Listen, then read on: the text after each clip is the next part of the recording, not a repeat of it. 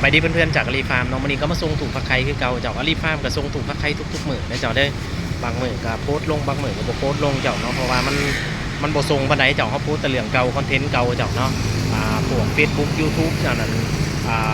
TikTok มันก็บ่อยากส่งนำส่งปานใดเพราะว่าเขาโพสต์เรื่องเก่าๆเจ้าอันนี้เป็นตู้ผักไข่มี3หน่วยเจ้าเนาะมีรุ่น176หน่วยเกรด B นะเกรด C เจ้าเนาะแล้วก็ตู้ผักไข่176หน่วยเกรด A เต็มสเปคเจ้าเนาะเวลาซื้อตู้ฟักไข่อาลีฟาร์มยำแล้วยำอีกด้วยเจ้าเด้อให้เลือกเบิ่งคักๆก่อนซื้อเจ้าเนาะเพราะว่าตู้ฟักไข่ขนาดซ้ำกัน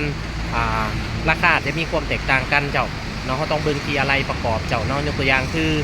ตู้เกรด C ที่เขาส่งอยู่เบื้องขวามือ2หน่วยนี่เจ้าเนาะมีความแตกต่างหลายกับตู้เกรด A เนาะเจ้าเนาะเพราะว่าพัดลมเป็นพัดลมจีนเจ้าแล้วก็หัวปนแบบจุ่มใส่ถาดน้ำเจ้าเนาะส่วนอยู่